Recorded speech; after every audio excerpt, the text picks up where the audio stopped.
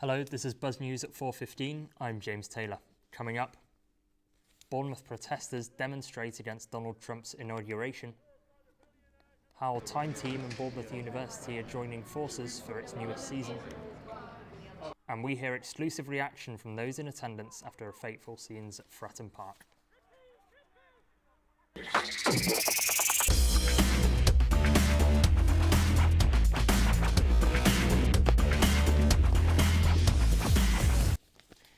Good afternoon. A protest was held in Bournemouth Square last night, demonstrating against Donald Trump's inauguration. The president has repeatedly denied that he is a racist. Tasha Watts reports. As Donald Trump was inaugurated, Bournemouth protesters gathered to share their voice. Everything that he's doing, not just in terms of racist things, but also like abortion rights, rights for trans healthcare in general, everything, every single opinion he has is fascist, to be honest. It's not just like far right, it's actually disgusting. And he as a person he's not allowed to vote, so I don't know why he's allowed to be president. Rounding up thousands of Mexican and black people are driving around the country. He's a self-confessed abuser of women. Reject reform. Trump, sack Farage. Reject reforms. Oh, well, his attack on migrants, he's claiming that people who migrate into America are responsible for all the crime, or they're responsible for rapes, or for everything that's happening in America. Actually, what's happening in America, and the reason ordinary people are suffering in America, is because the system doesn't work for them. The system is run by the billionaires on their own behalf, and blaming people, finding a minority to blame. If you look at what's said now these days about Muslims or about Islam, and you replace that with Jews or Judaism, you're back in the 1930s. Well, in the UK, I think he's going to, along with Elon Musk, he's going to fuel Islamophobia, the far right, and there's going to be an upsurge in far right activism and all that kind of bad energy that's going to be poured into Britain. In Bournemouth, it matters because we have asylum seekers living in Bournemouth, trying to get refuge from wars and economic disasters and stuff like that. Natasha Watts, Buzz News. The archaeological TV show Time Team has begun filming its newest season. This series features a collaboration with Bournemouth University. Its pilot episode will air on the 31st of January. Reporter Libby Evans has more. Archaeology isn't usually done indoors, but for this season of Time Team, they're swapping excavation for conversation.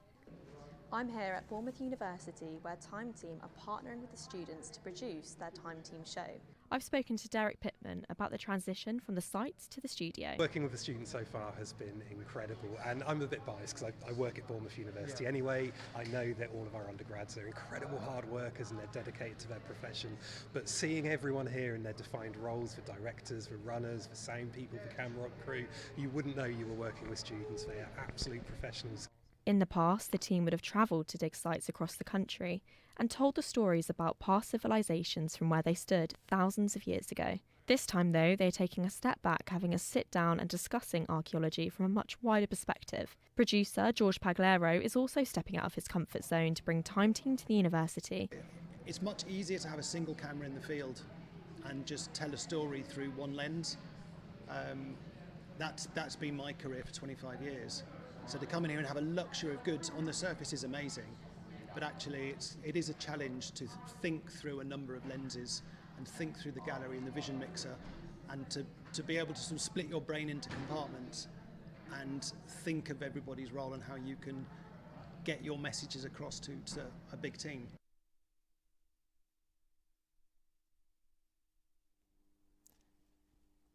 George Paglero ending that report by Libby Evans. 2 ponies were killed last week in the New Forest following road incidents. A campaign group is working to reduce the number of animals harmed. New Forest Roads Awareness Group stated they were aware of at least 5 incidents in the past week. They are campaigning to reduce animal fatalities on the roads within the national park. The Dorset futsal team are heading to France in the hopes of competing with some of the best teams in the world. They have dedicated the trip to their coach, who passed away in May. Jasmine Barker reports. I'm here today at Dorsal Futsal Club, where the ladies are training for their up-and-coming competition in France. They're raising money for their trip in memory of their previous coach, Amy Gray. The club joined the National League in September 2024 in memory of their coach, who started the team back in January 2024. In a way, I feel like we really have started from the bottom, and when we get that first win, it's going to feel amazing because we've worked so hard for it and we've worked for each other, and of course, like, it is going to be for Amy, that first win for Amy is going to be like amazing. I've literally getting goosebumps thinking about it. The team are running a raffle to raise money for their upcoming trip to France. They're also raising money by doing a long walk along Dorset.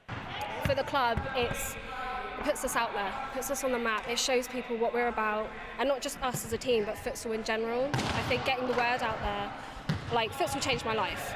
So I'm an advocate. I'm trying to get so many people to be like, just come along. It will change your life. Trust me. And I think going to France, it's a bigger scale, isn't it? Amy dedicated a lot of her time to coaching the ladies' futsal team, so they wanted to honour her by building up the club and keeping her dream alive. Life's short. Sorry. I wasn't expecting to get emotional.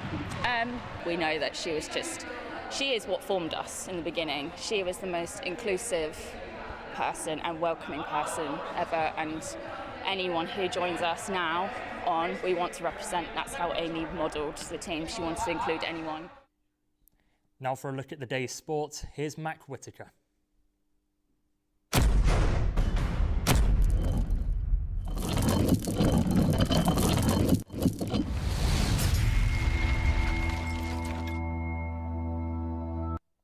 Good afternoon. After a fan died following a cardiac arrest at Fratton Park last weekend, questions have been raised over the provision of life-saving equipment at football grounds. Our team have spoken to 4 people who were there on Saturday to find out more. Izzy Jacobson reports. Portsmouth Football Club have been left devastated after a fan died following a medical emergency on Saturday afternoon during their fixture with Middlesbrough. Medical emergencies are common at sports grounds and sometimes not taken serious enough as you descend down the leagues. We were at the Dorset County Ground reporting on the importance of defibrillators within non-league clubs. There are currently no laws which require defibrillators at non-league sports clubs, and according to the NHS, heart attacks increase almost immediately after a cold snap, accounting for 2 in 5 winter excess deaths. Looking at this figure, it's important to recognise that the lower league clubs who might not have instant access to the medical staff are prepared if one of their fans, players or staff suddenly falls ill. Chris Rees, the chairman of Poole Town, spoke on why he thinks it is important for non-league clubs to have defibrillators on site. We've had a defibrillator at the ground for a number of years. Quite clearly, if you have a significant number of people attending your fixtures every time you have a home game, then there's always the chance that there might be a medical incident such as this. And if you've got something on hand to address the situation, then clearly you'd be very remiss in not ensuring that you had the appropriate means to help people.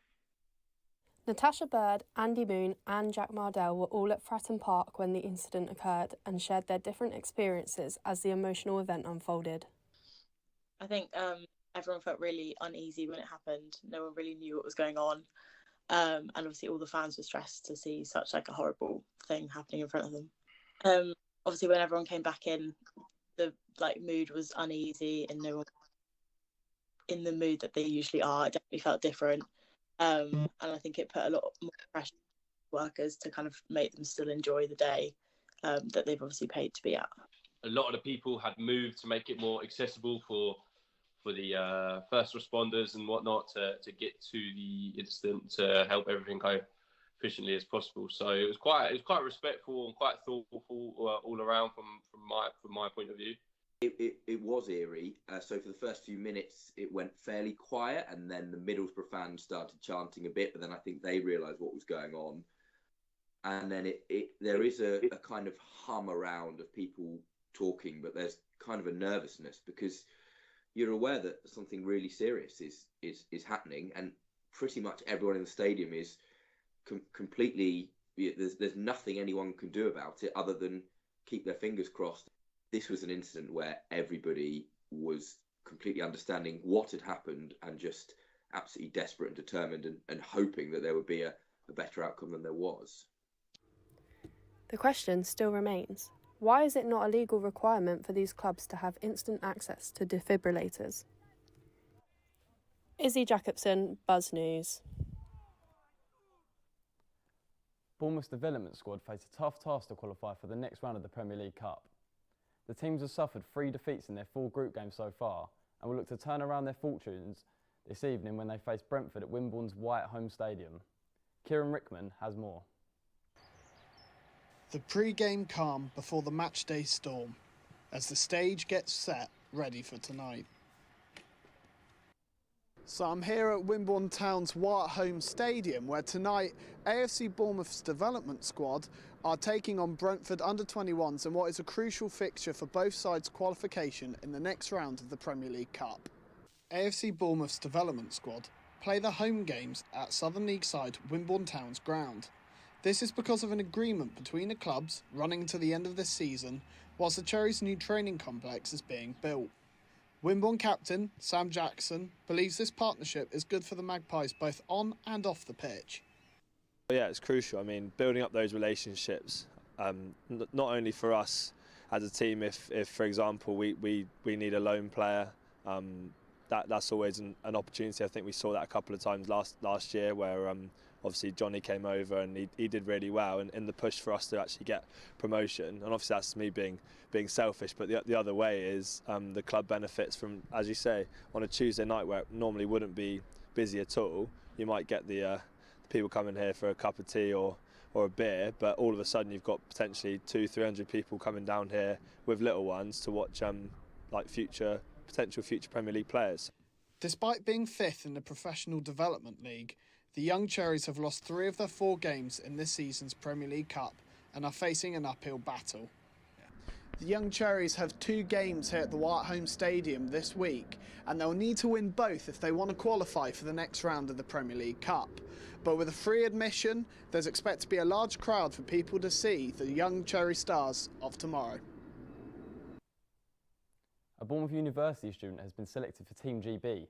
Matt Morozov is linking up with the national Frisbee squad this weekend in preparation for the World Championships in June. James Alpin reports. BU Frisbee star Matthew Morozov has been selected recently for the GB Ultimate Frisbee squad for 2025. Matthew is looking forward to meeting up with the squad with their first camp in Leeds this weekend. Really excited. Just again, I know already the squad. There's lots of my teammates from previous years, and again, lots of people I played against in uni.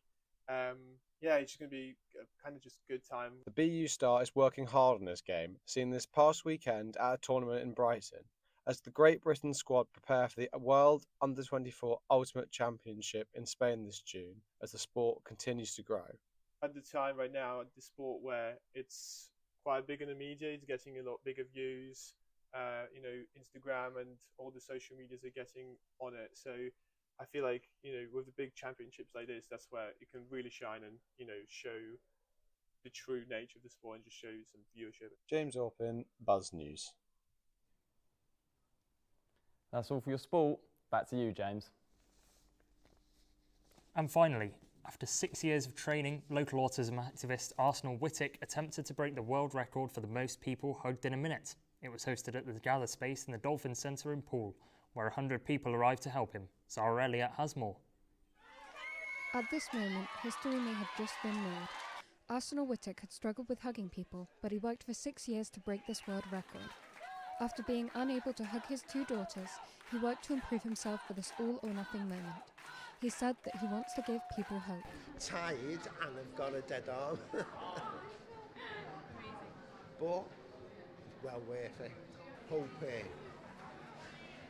raises awareness of autism and gives people hope that given us time that we can do anything.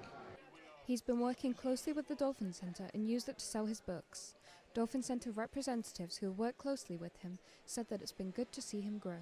Oh, it's been such a beautiful journey. When we first met Arsenal, he couldn't look at us. You know, he was very much looking at the floor, painfully shy. We had to stay quite some distance away. His stammer was worse, wasn't His it? stammer was worse. Yeah. And to see his confidence grow through utilising this unit, utilising the Dolphin, selling his books, has just been magical. Yeah, I cry all the time. He's become very special to me. This record will be confirmed over the next few weeks. Zara Elliott, Buzz News. Thanks for joining us. More at 12:15 tomorrow.